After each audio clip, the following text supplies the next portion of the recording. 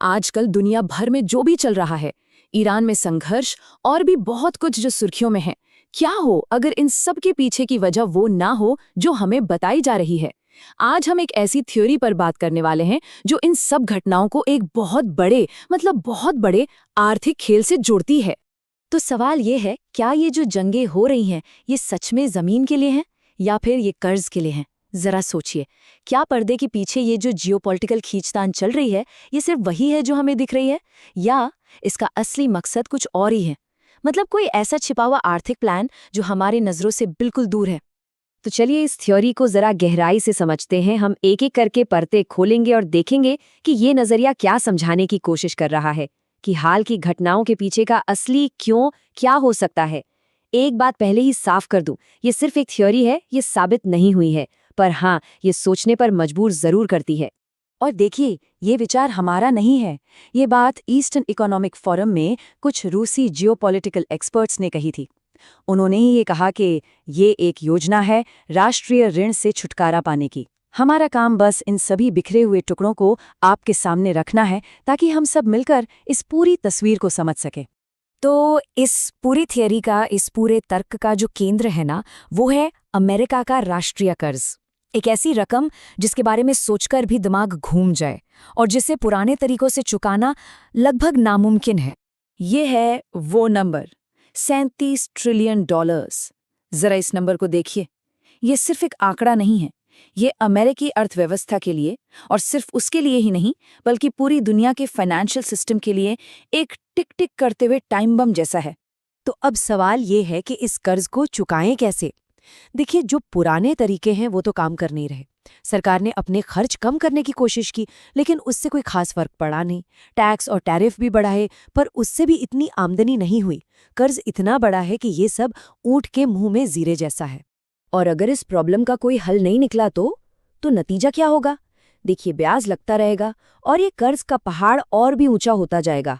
इससे अमेरिकी अर्थव्यवस्था के बैठने का सच में खतरा है। और सोचिए, अगर ऐसा हो गया तो पूरी दुनिया के फाइनेंशियल सिस्टम पर जो अमेरिका की पकड़ है वो खत्म हो सकती है। और ये एक ऐसी चीज है जिसे वो किसी भी कीमत पर नहीं होने देंगे। तो जब सारे पुराने रास्ते बंद हो जाते हैं, तब क्या होता है?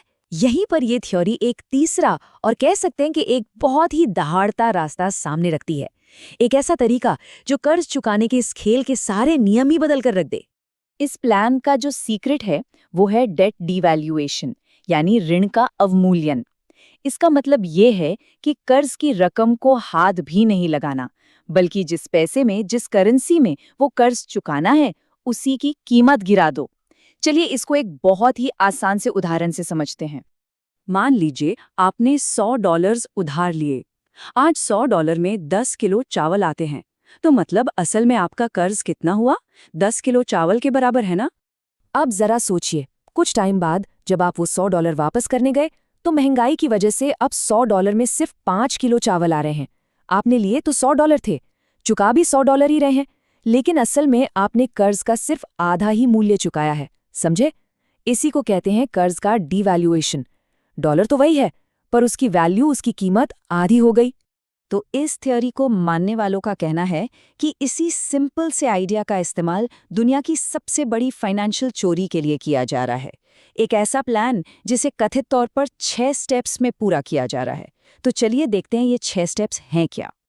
ओके, तो प्लान के पहले 3 स्टेप्स हैं तैयारी के, मतलब जमीन तैयार करना। स्टेप 1, दुनिया के बड़े बड़े तेल और ऊर्जा के स्रोतों पर अपना कंट्रोल जमाना। स्टेप 2, एक नया डिजिटल कॉइन लॉन्च करना, जिसे स्टेबल कॉइन कहते हैं। शुरू में इसकी कीमत $1 के बराबर ही होगी, एक के बदले एक। और स्टेप 3, पूरी दुनिया को इस बात के लिए धकेलना कि वो इंटरनेशनल ट्रेड के लिए इसी नए कॉइन का इस्तेमाल करें। और फिर आता है असली खेल, द स्विच। अचानक उस नए स्टेबल कॉइन का कनेक्शन डॉलर से तोड़ दिया जाता है और उसे उन एनर्जी एसेट से जोड़ दिया जाता है जिन पर अब कंट्रोल है। अब सोचिए, पूरी दुनिया को तो ट्रेड के लिए वो नया कॉइन चाहिए, है ना? तो हर देश अपने पास रखे पुराने डॉलर बेचना शुरू कर देगा ताकि वो नया कॉइन खरीद सके। और इसका नतीजा, डॉलर की कीमत धड़ाम बिल्कुल नीचे गिर जाएगी, रद्दी के भाव।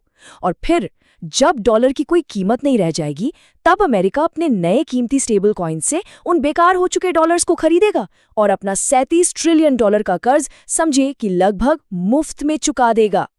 अब ये सब सुनने में किसी फिल्म की कहानी जैसा लग रहा है ना, बहुत ज्यादा काल्पनिक। लेकिन इस थियरी को मानने वाले कहते हैं कि ऐसा कुछ पहली बार नहीं होगा। वो कहते हैं कि बस जरा इतिहास के पन्ने पलटकर देखिए, ऐसा एक स्विच पहले भी हो चुका है। देखिए, पैसे के नियम पहले भी बदले गए हैं। 1971 में अमेरिका ने डॉलर को गोल्ड से अलग कर दिया था और फिर ठीक 2 साल बाद 1973 में उन्होंने डॉलर को तेल से जोड़ दिया और जन्म हुआ पेट्रो डॉलर सिस्टम का। इसी सिस्टम ने दशकों तक पूरी दुनिया की फाइनेंशियल सिस्टम पर राज किया। तो सवाल ये उठता है कि क्या अब हम एक और बड़े स्विच की दहलीज पर खड़े हैं? क्या पेट्रो डॉलर का जमाना खत्म हो रहा है और अब बारी है किसी नए डिजिटल एनर्जी कॉइन की? तो चलिए इस पूरी बात का निचोड़ निकालते हैं। अगर इस थियरी में जरा सी भी सच्चाई है तो इसके मायने बहुत बहुत गहरे हैं। एक बार फिर ये याद रखना बहुत जरूरी है कि ये सिर्फ एक थ्योरी है। ये युद्ध, कर्ज और पैसे के भविष्य के बीच के डॉट्स को कनेक्ट करने की एक कोशिश है। असल में क्या हो रहा है ये तो सिर्फ वक्त ही बताएगा। लेकिन ये पूरी चर्चा हमें एक बहुत ही बड़े और जरूरी सवाल पर लाकर छोड़ देती है कि आखिर पैसे के नियम लिखता कौन है और क्यों लिखता है, और जब भी ये नियम बदले जाते हैं तो उसकी असली कीमत कौन चुकाता है।